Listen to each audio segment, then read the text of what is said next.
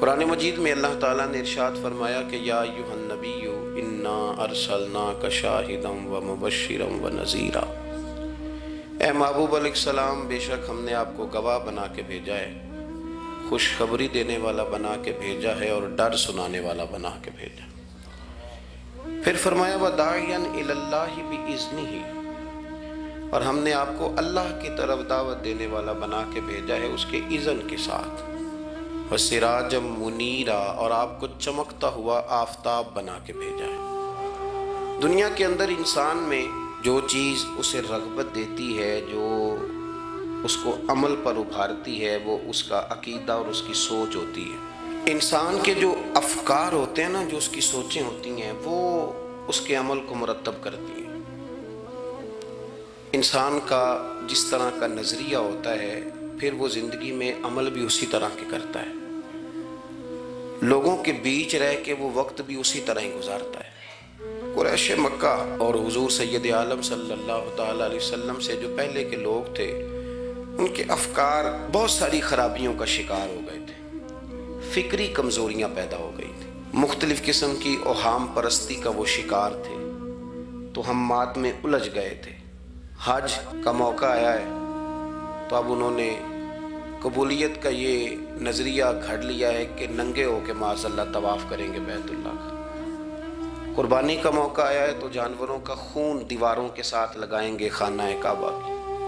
اور قرآن حکیم ہمیں یہ بھی بتلاتا ہے کہ جب حج کر کے لوٹتے ہیں تو اب دروازوں سے نہیں گزرنا، اب ہم نے کوئی اور رستے پھلانگ کے گھروں میں آنا ہے، اس لیے کہ ہم نیک ہو کے آئیں۔ تو مختلف قسم کی توہمات انہوں نے گڑھ لی تھی، اللہ تبارک و تعالیٰ کی ذات کے بارے میں بھی، انبیاء کرام علیہ السلام کے بارے میں بھی۔ قرآن مجید ہمیں کہتا ہے کہ یہودیوں نے جناب عزیر علیہ السلام کو اللہ کا بیٹا کہا، عیسائیوں نے معاذ اللہ حضرت عیسیٰ علیہ السلام کو اللہ کا بیٹا کہا۔ تو افکار کے اندر جب انسان کے بہت زیادہ خرابیاں آ جاتی ہیں، یعنی ایک آدمی کا ذہن بن گیا نا سارے لوگ چور ہی ہیں، تو پھر کسی سے دوستی کرنا، کسی کے ساتھ چلنا، وقت گزارنا اس کے لیے دشوار ہی نہیں محال بھی ہو جاتا ہے۔ اور اگر انسان محسوس کرنے لگتا ہے نا کہ یار نہیں ایسا نہیں ہے، یہ میرے رسول کریم کی امت ہے، اور حضور علیہ السلام نے فرمایا میری امت کبھی گمراہی پر جمع نہیں ہوگی، تو امت میں خیر ہے، ہمیں خیر کو تلاش کرنا چاہیے۔ پھر انسان آہستہ آہستہ نرم ہونے لگتا ہے، لوگوں کو گنجائش دینے لگتا ہے، اور ان کی باتوں کو، ان کی کمزوریوں پر وہ استدلال کرتا ہے کہ یہاں کمزور پڑ گئے ہوں گے، یہاں یہ مسئلہ ہو گیا ہوگا۔ وہ کسی نے کہا تھا کہ جانے کس عمر میں جائے گی یہ عادت میری، روٹھنا اس سے تو اوروں سے الجھتے پھرنا۔ کئی دفعہ یوں بھی ہوتا ہے۔ تو ہمارے ہاں افکار میں اگر حسن رہے، تازگی رہے، خوبصورتی رہے، اب بھی کچھ لوگ ایسے ہیں جو اعتدال کا رستہ چھوڑ جاتے ہیں۔ صوفیاء کی جماعت میں جب سے ملنگوں نے قدم رکھا ہے، اور بہت سارے ایسے لوگ جو کہتے ہیں کہ نہیں تمہیں نہیں پتا بات معرفت کی ہے، تو ان لوگوں نے بھی خرابی پیدا کر دی۔ پھر اس کا نقصان یہ ہوا کہ کچھ دانشوروں نے، شعراء نے، سیاستدانوں نے معاذ اللہ یہاں تک کہنا شروع کر دیا کہ جو جس کو بھی پکارتا ہے کسی نہ کسی روپ میں اللہ کو ہی پکارتا ہے۔ افکار میلے کر دیے، بھئی اگر جس کو بھی جو پکارا جا رہا تھا تو وہ معاذ اللہ اللہ کو ہی پکارا جا رہا تھا، جس کے سامنے جو جھکتا تھا تو کوئی نہ کوئی اس کے ہاں توحید پائی ہی جاتی تھی، تو پھر اللہ کے رسول بتوں کے خلاف کیوں جہاد کرتے رہے؟ پھر لا الہ الا اللہ کا کیا معنی ہوا؟ تو ایک تو وہ طبقہ آیا، پھر ایک الحاد اور بے دینی کا رویہ کچھ لوگوں نے یہ بھی اختیار کیا کہ معاذ اللہ انہوں نے مسبب الاسباب کی بجائے لوگوں کو اسباب پر زیادہ توکل کرنے کا معاذ اللہ درس دیا۔ دعاؤں سے کام نہیں چلتا، خالی نعروں سے بات نہیں بنتی۔ اس کو یہاں تک لے گئے کہ اگر آج انہیں حضور کا کوئی معجزہ بتایا جائے، کسی کرامت کی بات کی جائے، اللہ تبارک و تعالیٰ کی طرف سے عطا کردہ کسی انہونی ایسی بات میں جس میں خالصتاً قدرت الہی کا دخل ہو، تو ان لوگوں کے لیے ماننا مشکل ہو جاتا ہے، کیونکہ انہوں نے زور ہی اس بات پہ دے دیا ہے۔ تو ان سارے رویوں کے اندر ہمیں پھر پلٹ کر انہی تعلیمات کی طرف توجہ کرنی ہوگی جو مدینے والے محبوب نے ہمیں عطا فرمائی، جو حضور نے عقائد اور نظریات کا حسن ہمیں عطا فرمایا۔ یہ میرا دور گھبرائے ہوئے لوگوں کا دور ہے، परेशान लोगों का दौर है। डिप्रेशन के मरीजों की तादाद 65% तक पहुंच गई है। इस कदर ज़्यादा लोग डरे हुए, पता नहीं क्या होगा। जो गरीब हो गया वो जानता है शायद कभी भी मेरा हाथ नहीं पड़ेगा। जो बीमार हो गया वो समझता है कि शायद कभी तंदुरुस्त नहीं होगा। तो कमज़ोरी आ गई और तेज़ी के साथ आई।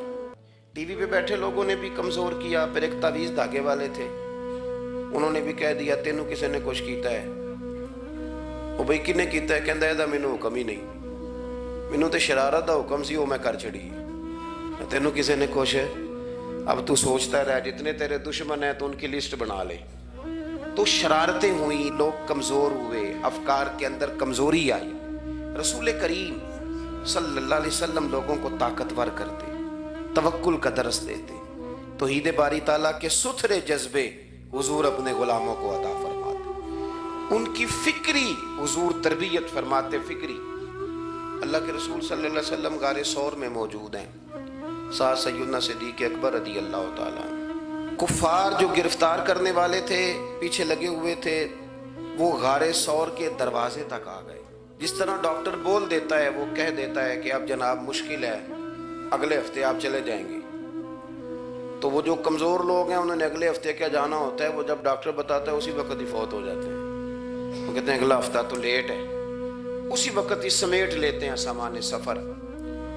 और कुछ लोग ऐसे थे, डॉक्टर ने कहा कि जनाब आपकी रिपोर्ट्स बताती हैं कि आप बहुत जल्दी चले जाएंगे। तो उन्होंने कहा जनाब आप जो कह रहे हैं अपने इल्म के मुताबिक कह रहे हैं, पर होना तो वो है जो मेरा रब करीम चाहेगा। ये वो जज्बात हैं जो हमें रसूल करीम अलैहिस्सलाम ने अता फरमाया। देखो हज़रत अबू बकर सिद्दीक़ रज़ी अल्लाह ताला अन्हु के साथ हुजूर गारे सौर में मौजूद है। कुफ़ार जो गिरफ्तार करने वाले हैं वो दरवाजे तक आ गए, बिल्कुल दरवाजे तक। जनाब सिद्दीक़ अकबर रज़ी अल्लाह ताला अन्हु उनको देखकर थोड़ा सा घबराए, अपने लिए नहीं, ज़ाते मुस्तफ़ा के लिए घबराए, कहीं हुजूर को कोई तकलीफ ना पहुंच जाए। थोड़ा घबराए, या रसूलल्लाह वो तो करीब आ गए, और अगर उन्होंने पैरों की जानिब झुक कर देखा तो हमें देख लेंगे। बिल्कुल सराहने पहुंच गए, ये आ गए, खड़े हो गए, और दरमियान में पर्दा क्या है? मकड़ी का जाला। और मकड़ी का जाला फूंक से भी उड़ जाता है, तो मकड़ी का जाला बीच में। हुजूर वो तो पहुंच गए, जरा झुक करके देखेंगे तो वो तो हमें पकड़ लेंगे। अब ये वक्त तरबियत है, और वो तरबियत जो महबूब ने अपने उस अजीम सहाबी की फरमाई, उस तरबियत को मेरे रब करीम ने कुरान मजीद में बयान फरमाया।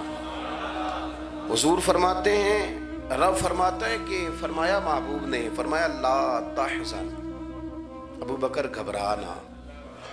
ये एक मौका होता है जब इंसान को घेर लेती हैं मुश्किलात चारों जानिब से, और जो भी आता है वो उसे मायूस ही करता है। लेकिन हालात के सहमे हुए लोगों को बता दो, हालात बदल जाते हैं, एक जैसे नहीं रहते। कहा ला तहज़न, अबू बकर घबराना। क्यों? हमारी फौजें आके इन्हें पकड़ लेंगी, या अंदर हमारे पास कोई ऐसा असलहा मौजूद है कि हम इन पर छोड़ देंगे तो ये मर जाएंगे। ला तहज़न, अबू बकर घबराइए मत। क्यों ना घबराइए? इसलिए कि इन्नल्लाह माना, बेशक अल्लाह हमारे साथ है। जिनके साथ रब हो उन्हें घबराना नहीं चाहिए। उन्हें घबराना, ये जो मुसल्ले की कुव्वत होती है, ये दुआ की ताकत होती है, दुआ सलाहुल मोमिन, ये जो कुव्वत होती है इंसान के पास, ये जो उसके पास हथियार होता है कि आज रात मना लूंगा, मेरा रब करम फरमा देगा, ये जो उसके पास कुव्वत होती है, ये उसे कमजोर नहीं पड़ने देती, उसे ताकतवर रखती। तो हुजूर ने अफकार के अंदर ये हुस्न पैदा किया, लोगों को बतलाया कि बजाय इसके कि तुम कोई चोर रास्ता तलाश करो, कोई सियासत करने की कोशिश करो, तुम कोई ऐसी राह इख्तियार करो जो तुम्हें महसूस हो कि दुरुस्त नहीं है, उस रास्ते न चलो, बल्कि तुम अपने रब को मनाने वाले रास्ते पे चलो। और तिरमिजी शरीफ में हदीस है, हजरत अनस बिन मालिक रदी अल्लाह ताला अन्हु फरमाने लगे कि करीम महबूब अलैहिस्सलाम फरमाते हैं कि अपने दुखड़े दुनियादारों को ना बताना, सेठों, नवाबों, चौधरियों, चावलोसी करने की जरूरत कोई नहीं। अपने दुखड़े दुनियादारों को ना बताना, वरना अल्लाह तुम्हें कभी गनी नहीं फरमाएगा। फरमाया अपने दुख अपने रब करीम की बारगाह में अर्ज करना, جلدی یا دیر سے اللہ تمہیں لوگوں سے بے نیاز کر دے گا۔ تربیت فرمائی۔ ہم لوگوں نے تیزی سے اپنے آپ کو کمزور کیا ہے، توجہ کا مرکز دنیا دار۔ وہ اکبر الآبادی نے کہا تھا کہ مصیبت میں بھی اب یاد خدا ہم کو نہیں آتی، دعا منہ سے نہ نکلی جیبوں سے عرضیاں نکلی۔ اب بھی نہ لوگ درخواستیں جمع کراتے ہیں، دعائیں نہیں کرتے۔ تو بھائی ایک تو یہ کہ توحید باری تعالیٰ کے بارے میں اصل نظریات، افکار کا حسن، پاکیزگی اور آپ کا اپنے رب کی جانب پورا توجہ کرنا۔ ہمارے ہاں اب تو خیر کرامتیں فیس بک پہ آتی ہیں اور لوگ اس کا سوال بھی بڑا تگڑا کر کے کرتے ہیں، اور جو بچے چھوٹے موٹے ہماری طرح طالب علم ہوتے ہیں، کچھ کتابیں پڑھنے والے دین کے، وہ کئی دفعہ الجھ جاتے ہیں کہ اب اس کو ٹیلی کیسے کریں، ساتھ کیسے جوڑیں۔ ایسی کرامتیں اور کرامت بیان کرنا بھی لوگوں نے ذمہ داری سمجھ لیا ہے، حالانکہ جڑے محرم راز حقیقت دے وہ تے راز حقیقت کھول دے ہی نہیں۔ اے جنہ ویکھیا نہیں او کرن گلاں، جنہ ویکھ لیا او تے بول دے ہی نہیں، تو بات ہی نہیں کرتے۔ تو کرامت نا جوڑ جاڑ کے نا کہیں فٹ کی جاتی ہے۔ آپ کو بخاری مسلم میں حدیث ملے گی، کوئی بھی ایسی اوہام پرستی، کوئی بھی ایسا نظریہ، کوئی بھی ایسی بات جو ذہن کو منتشر کرے، یعنی ابھی تک لوگ کہہ دیتے ہیں ہمارے کہ وہ کالی بلی رستہ کاٹ گئی تھی، تو معاملہ بڑا، میں ملتان شریف پہنچا تو مجھے وہاں ایک میرے سنگی کہنے لگے، بڑا پرانا ان سے ربط ہے، کہنے لگے کہ میں نے آج نہ تجربہ کیا ہے، ویسے واقعی کالی بلی رستہ کاٹی ہے تو مشکل ہو گئی ہے۔ میں نے انہیں کہا کہ آپ کا تجربہ سجدہ صاحب کا محتاج ہے، آپ کو دوبارہ سے تجربہ کرنا چاہیے۔ خدا کے بندے، کالی بلی رستہ کاٹ جائے تو مشکل ہوتی ہے، تو میرا تو سارے رستے، کئی کالی گاڑیاں رستہ کاٹ گئی، اب کیا کیا جائے؟ یہ کمزوری ہے، افکار میں کمزوری نہیں پیدا کریں، کچا پن نہ پیدا کریں، آپ مضبوطی لائیں۔ بخاری مسلم میں آپ کو حدیث ملے گی، سرور کائنات علیہ السلام کے صاحبزادے جناب ابراہیم علیہ السلام وصال فرما گئے، اور کیفیت یہ تھی کہ انہوں نے حضور کی مقدس گود میں آخری سانس لیا، داڑھی مبارک محبوب کی آنسوؤں سے بھر گئی۔ حضرت انس کہتے ہیں عرض کی یا رسول اللہ آپ بھی آنسو بہاتے ہیں؟ فرمایا میرا بیٹا گیا ہے تو آنسو نکل آئے ہیں، ورنہ میری زبان پہ وہی جاری ہے جس سے میرا رب راضی ہوتا ہے۔ اسی دن نا، جس دن سرکار کے صاحبزادے کا وصال ہوا، اسی دن سورج کو گرہن ہو گیا۔ کچھ لوگوں نے بات جوڑ دی، کہنے لگے کہ آج چونکہ حضور سید عالم علیہ السلام کے صاحبزادے کا وصال ہو گیا تو آج دیکھو سورج کو بھی گرہن ہو گیا۔ بات جوڑ دی، غم کی کیفیت تھی، سرکار کی مقدس داڑھی آنسوؤں سے بھری ہوئی تھی، حالات کا تقاضا اور اس کی سمت کچھ اور تھی۔ حضور نے جمعے کا انتظار نہیں فرمایا، فرمایا بلاؤ لوگوں کو مسجد میں۔ لوگ جمع ہو گئے اور صحابہ فرماتے ہیں ہمارے خیال میں یہ تھا کہ یہ موقع نہیں تھا، آج نہ جہاد کے لیے حکم آنا ہے، کس مقصد کے لیے حضور نے طلب فرمایا، لیکن جب ہم گئے اتنا ضروری کام ہے نظریات کا صاف ہونا۔ اللہ کے محبوب نے لوگوں کو اسی دن بلا کے فرمایا لوگوں سنو، سورج اور چاند کو جب گرہن لگے تو استغفار پڑھا کرو، تسبیحات کیا کرو، نوافل ادا کیا کرو، اللہ کے حضور حاضر ہوا کرو۔ فرمایا یہ سورج اور چاند کو جب گرہن لگے تو یہ اللہ کی نشانیوں میں سے نشانی ہوتا ہے، کسی بندے کے دنیا سے جانے کا اس کے ساتھ کوئی تعلق نہیں۔ تم نے اپنے ذہن کو ٹھیک رکھنا، افکار کو ٹھیک رکھنا، کسی بھی قسم کی تم نے اوہام پرستی کا شکار نہیں۔ مضبوط رہیں، مضبوط رہیں، اٹھ باندھ کمر کیوں ڈرتا ہے، پھر دیکھ خدا کیا کرتا ہے۔ آپ مضبوط رہیں، جب مضبوط رہیں گے تو انشاءاللہ توانائی اللہ کی طرف سے عطا کر دی جائے۔ دوسری بات، نبی پاک صلی اللہ تعالیٰ علیہ وسلم نے نا تمام انبیاء کرام علیہم السلام کے بارے میں لوگوں کے ذہنوں کی اصلاح کی۔ آپ کبھی قرآن حکیم کا مطالعہ فرمائیں، احادیث مبارکہ کو پڑھیں تو میرے محبوب کریم کی شان یہ ہے کہ حضور نا انبیاء کی شانیں بیان کرتے ہیں۔ حضرت موسیٰ کلیم اللہ ہیں، کس نے ہمیں بتایا؟ قرآن و حدیث نے بتایا۔ شانیں بیان کی نبیوں کی، عظمتیں بیان کی۔ حضرت ابراہیم خلیل اللہ ہیں، یہ ہمیں قرآن نے بتایا، حضور نے بتایا، لیکن ساتھ ہمیں یہ بھی بتایا کہ ہیں یہ اللہ کے بندے، ہیں یہ اللہ کے رسول۔ نبی پاک صلی اللہ تعالیٰ علیہ وسلم نے افکار اور نظریات انبیاء کے بارے میں لوگوں کے درست فرمائے۔ مجموع الزوائد میں حضرت مولا علی شیر خدا رضی اللہ تعالیٰ عنہ کی حدیث مروی ہے، ایک بدو آ گیا حضور کی بارگاہ میں کچھ مانگنے کے لیے۔ مولا کائنات رضی اللہ تعالیٰ عنہ فرماتے ہیں سرکار جب کسی بات کا جواب نہ دینا چاہتے تھے تو خاموش ہو جاتے تھے، کچھ دیر خاموش رہتے تھے، اور حضور کا خاموش رہنا بھی ہمارے محدثین نے محفوظ کیا ہے۔ اقسام حدیث میں سے ایک حدیث ہے جسے حدیث تقریری کہا جاتا ہے، وہ حدیث ہے جس میں حضور خاموش رہے، کوئی کام کیا گیا تو سرکار خاموش رہے۔ حضرت مولا علی کہتے ہیں حضور نہ خاموش ہو گئے، لیکن چونکہ دیہاتی تھا، سادہ تھا، اس نے جب بار بار گفتگو چھیڑنا چاہی تو پھر حضور نے فرمایا چل پھر مانگ لے کیا مانگتا ہے، مانگ لے پھر کیا مانگتا ہے، کر سوال۔ دیہاتی تھا، سادہ آدمی تھا۔ مولا کائنات فرماتے ہیں ہمیں یوں لگا کہ اب نہ یہ آخرت اپنی سوار جائے گا، جنت کا سوال کرے گا، لیکن بڑا ہی سادہ تھا۔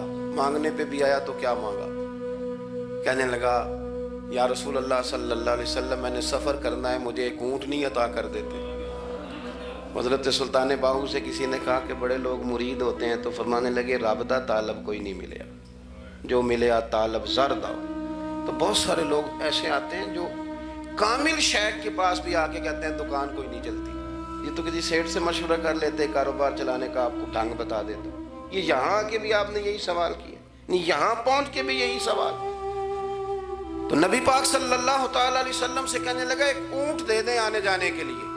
حضرت علی کہتے ہیں ہمیں بڑا افسوس ہوا، یار تو آیا کہاں پہ اور تو مانگ کیا رہا ہے، تو بارگاہ دیکھ اور اپنا سوال دے، تو کہاں کھڑا ہے، کیا مانگ رہا ہے۔ حضور مسکرائے اور مسکرا کر کے فرمایا کہ اونٹ تجھے دیا، چل کچھ اور بھی مانگ لے۔ حضرت علی کہتے ہیں ہم نے کہا اب جنت مانگے گا یہ حضور سے، تو بڑا ہی بولا تھا، کہنے لگا جی اگر آپ کچھ اور بھی دینا چاہتے ہیں تو اونٹ پہ ڈالنے کے لیے کجاوا بھی دے دیں۔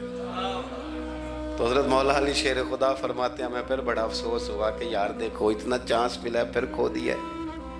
رسول کریم علیہ السلام بھی مسکرائے، اور سرور کائنات کی جو مسکراہٹ ہوتی تھی وہ نہ خوشیاں تقسیم کرتی تھی۔ اعلیٰ حضرت رحمت اللہ علیہ فرماتے ہیں جس کی تسکین سے روتے ہوئے ہنس پڑے، جس کی تسکین سے روتے۔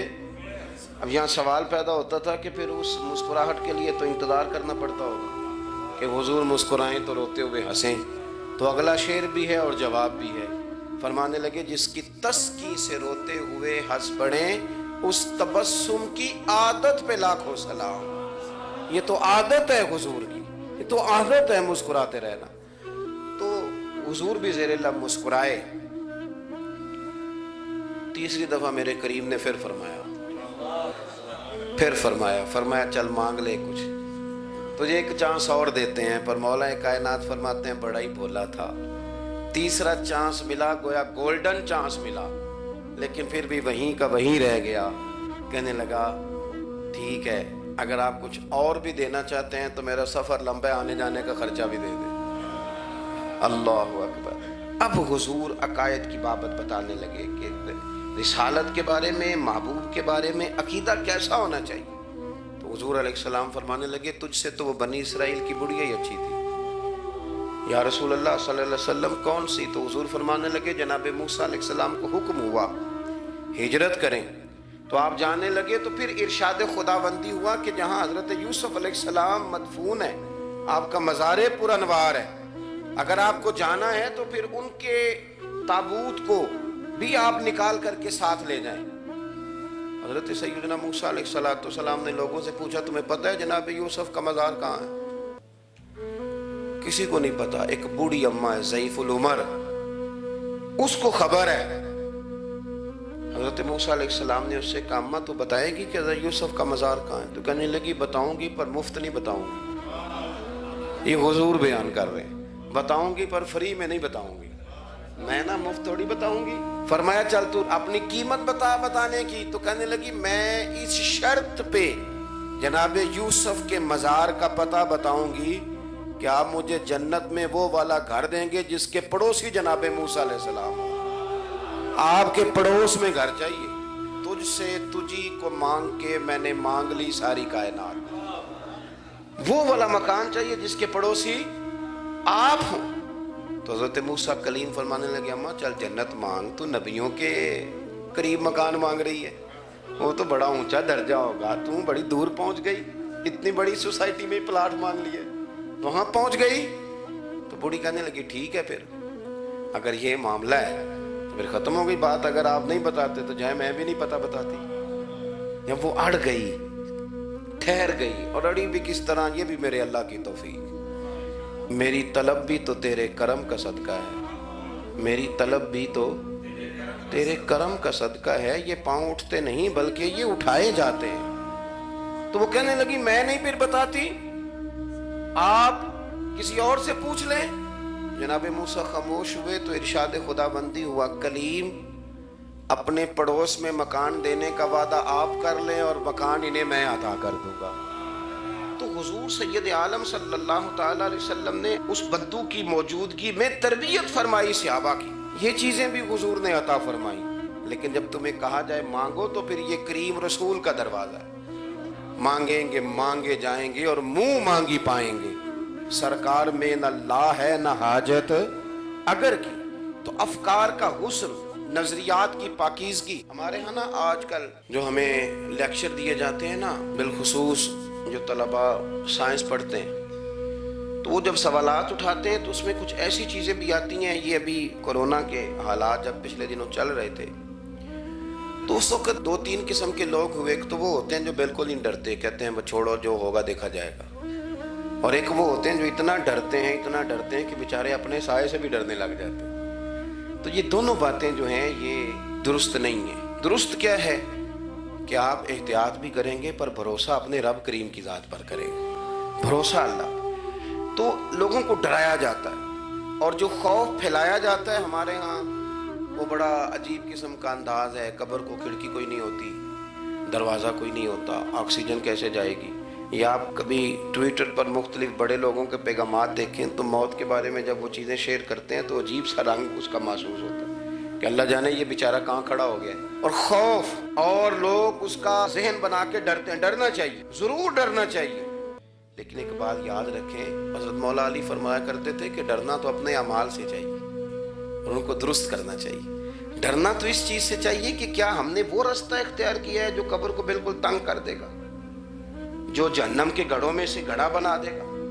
اگر وہ راستہ ہے اور اس پر آپ چلے ہوئے ہیں, آپ سخت ہو گئے ہیں, آپ نے سوچنا چھوڑ دیا ہے, آپ نے حقوق العباد کے معاملے کو ترک کر دیا ہے, آپ اپنی طبیعت کے لحاظ سے لوگوں کو ستانا مشغلہ بنا بیٹھے, آپ حلال حرام کی تمیز چھوڑ گئے, نگاہوں کی صفائی سے لے کر رزق حلال کو پیٹ میں لے جانے تک اگر غیر محتاط ہو گئے تو پھر تو خوف کھائیں. لیکن یہاں ان نظریات کی بابت جو حضور نے ہماری تربیت فرمائی, تو حضور نے ہمیں یہ نہیں فرمایا کہ میرا مومن ہو تو تم اسے کھڈے میں چھوڑ آؤ گے, ہو زندگی تقوی اور محتاط رہ کر گزارنے والا اور تم اسے کھڈے میں چھوڑ آؤ, یہ نہیں ہے. بلکہ فرمایا جو میرے مومن کی قبر ہوتی ہے روضۃ من ریاض الجنہ, وہ تم اسے نا کھڈے میں نہیں چھوڑ کے آئے, باغ میں چھوڑ کے آئے ہو. آپ باغ کا تصور کریں پھر قبر کو سوچیں. نہیں, باغ میں چھوڑ کے, اور باغ بھی معمولی نہیں, جنت کے باغوں میں سے باغ, جنت کی کیاریوں میں سے روضۃ من ریاض الجنہ. اب ذرا اس اینگل سے آپ اپنی قبر کو سوچیں, اس رویے کے ساتھ کہ اگر قبر آپ کی جنت کا باغ ہے تو باغ میں جاتے بندہ ڈرتا تو نہیں. اور باغ اتنا حسین ہے کہ جس میں پہلی آنکھ کھلے گی تو پہلی نظر اٹھے گی تو مدینے والے محبوب کا چہرہ نور نظر آئے گا. اتنا شاندار باغ, آپ اس کی رعنائی, اس کا حسن اور اس کی خوشبو کو ملاحظہ فرمائیں. تو حضور نے نا ہماری تربیت فرمائی. میں اکثر کہا کرتا ہوں آپ سے کہ انسان 10-15 سال کے بعد پردیس سے واپس لوٹے اور ماں اگر موجود ہو نا گھر میں, اتنا تگڑا استقبال کرتی ہے کہ مزہ آ جاتا ہے. اس کا بس نہیں چلتا, مکان بھی نہیں بنا دے, فلانی چیز بھی نہیں لے آؤ, میرا پتر آ رہا ہے, فلانی بھی. تو سالوں بعد بندہ گھر لوٹے تو ماں اتنا استقبال نہیں کرتی جتنا قبر میں اللہ کی رحمت بندے کا استقبال کرتے. اس لیے جب یہ سوچ بن گئی تھی نا صحابہ کی حصول جنت کی, تو پھر ان کو لگاؤ ہو گیا تھا، پھر دنیا کی زندگی، جاہ و جلال، مال و دولت اتنا زیادہ وقت نہیں رکھتا تھا ان کی نظر میں۔ پھر وہ سمجھ گئے تھے اس بات کو کہ کن فی الدنیا کانک غریب و عابر سبیل، سمجھ گئے تھے کہ یہ مسافر ہیں ہم یہاں۔ اور وہ پھر اتنا زیادہ اپنے ذہن پہ چیزوں کو سوار نہیں کرتے تھے، محسوس کرتے تھے کہ اتنی زندگی ان کی ہے، اتنی زندگی ان کی گزر گئی ہے، محسوس کرتے تھے۔ اور اس پر پھر وہ جو فوکس کرتے تھے وہ آخرت کے لیے کرتے تھے۔ ایک خاتون حضور کی بارگاہ میں حاضر ہوئی، یہ بھی سیاستہ میں آپ کو روایت ملے گی، بہت ساری کتابوں میں ہے لیکن اس کی اصل آپ کو بخاری شریف میں ملے گی۔ حضرت ابو ہریرہ رضی اللہ تعالیٰ عنہ فرماتے ہیں کہ خاتون آئی تو اس نے آ کر نا بڑے درد کے ساتھ حضور کی بارگاہ میں استغاثہ پیش کیا، عرض کرنے لگی یا رسول اللہ صلی اللہ علیہ وسلم، میں نا مرگی کی مریض ہوں، بڑی تکلیف میں ہوں۔ یہ جو مرگی کا مرض ہوتا ہے یہ اعصابی بھی ہے، جسمانی بھی ہے، ذہن کو کنٹرول کرتا ہے، اور انسان جسمانی طور پر بھی بالکل اس وقت جب دورہ ہوتا ہے مفلوج ہو جاتا ہے، ذہنی طور پر بھی خوشی غمی آنا جانا دشوار ہو جاتا ہے انسان کے لیے۔ تو وہ خاتون عرض کرتی ہے یا رسول اللہ صلی اللہ علیہ وسلم، مجھے مرگی ہے، کریم آپ دعا فرمائیں، رب مجھے شفا عطا کر دے۔ حضور دعا فرما دیا کرتے، اللہ تعالیٰ نے میرے محبوب کے وجود کو شفا بنایا، لعاب دہن مولا علی کی آنکھوں پہ لگائیں تو رب کریم فوراً شفا عطا فرمائے۔ لیکن حضور نا تربیت جب کرتے نا، تربیت لوگوں کے بیچ، تو پھر نظریات کو، عقائد کو، افکار کو حضور غسل دیتے، وضو کراتے۔ یہاں بھی سرکار نے صحابہ کے بیچ اس خاتون سے گفتگو فرمائی اور حضور فرمانے لگے اگر تو کہے تو میں دعا کرتا ہوں رب تجھے شفا دے دے گا۔ حضور فرمانے لگے اگر تو کہے میں دعا کرتا ہوں اللہ شفا دے گا، اور فرمایا اگر تو کرے صبر تو میرا وعدہ ہے رب بغیر حساب کتاب جنت عطا کرے گا۔ اب یہ سوچ ہے، یعنی ہمیں جب چانس ملتا ہے دنیا اور آخرت میں چیزوں کو عکس کرنے کا تو آپ نظر دوڑا لیں دائیں بائیں کہ لوگوں نے توجہات کہاں اپنی مرکوز کی ہوئی۔ حضور نے فرمایا اگر تو کہے تو رب کریم ہے، وہ شفا دے گا، میں دعا کروں گا، اور اگر تو صبر کرے، مانا کیا کہ اگر تو مرگی کے ساتھ ہی گزارا کرے، اس کے ساتھ ہی وقت بتائے تو پھر رب تجھے جنت دے گا۔ یہ سمجھ لیں بات، اس پر غور کریں۔ وہ جو بیماری کو رحمت کہا گیا تو یہاں اس کا عملی مظاہرہ ہونے جا رہا ہے۔ حضور فرمانے لگے گر تو صبر کرے تو رب جنت دے گا۔ صحابہ کہتے ہیں اس بوڑھی نے ایک منٹ نہیں لگایا سوچنے کے لیے، فوراً عرض کرنے لگی، گویا عرض کرتی ہے حضور تھوڑی سی تو زندگی ہے، میں مرگی کے ساتھ ہی گزارا کر لوں گی، آپ دعا کریں رب مجھے جنت عطا کر دے، ہاں میرے لیے جنت کی دعا کر دے۔ تو صحابہ فرماتے ہیں حضور نے دعا کر دی، گویا وعدہ ہو گیا جنت کا۔ وہ عرض کرتی ہے یا رسول اللہ صلی اللہ علیہ وسلم جب مرگی ہوتی ہے تو میرے وجود سے کپڑا ہٹ جاتا ہے، ستر کا مسئلہ بنتا ہے، اس کے لیے آپ ضرور اللہ کے حضور عرض کریں۔ تو سرکار نے دعا کر دی۔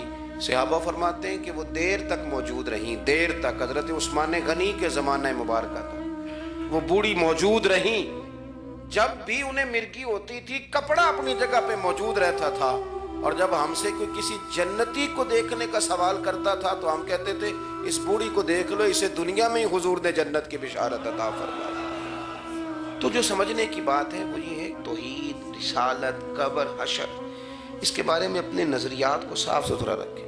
وقت تیزی سے بیت رہا، وقت جو اپنی اس کی سپیڈ ہے اس کے ساتھ وہ گزر رہا، قریب ہوتے جا رہے ہیں لوگ قبر کے، آخرت کے۔ کرنے کا کام یہ ہے کہ ہمارے نظریات وہ ہوں جو ہمیں رسول کریم نے عطا فرمائے۔ حضرت فاروق اعظم رضی اللہ تعالیٰ عنہ جیسے دلیر آدمی حضور کے مقدس وجود پر موٹے بان کی چارپائی کے نشان دے کے جب روئے ہیں تو حضور نے وہاں بھی تربیت فرمائی ہے۔ فرمایا عمر کیا تم پسند نہیں کرتے کہ اللہ آخرت کی ساری شانیں ہمیں ہی عطا کرے، اور دنیا میں ہم تھوڑی سی مشکل دیکھ لیں تو ان چیزوں کو ہم نے سمجھنا ہے، یہ چیزیں ہمیں جینے میں آسانی پیدا کریں گی، ہمارے لیے مددگار ثابت ہوں گی، ہمارے افکار کو یہ تازہ رکھیں گی۔ پھر بہت زیادہ الجھاؤ، بہت زیادہ پریشان ہونا، بہت زیادہ ڈپریشن کا شکار ہونا، بہت زیادہ ہمارا دنیاوی معاملات کے اندر تفکر کرنا، یہ ہمیں کمزور نہیں کرے گا بلکہ ہم توانا رہیں گے۔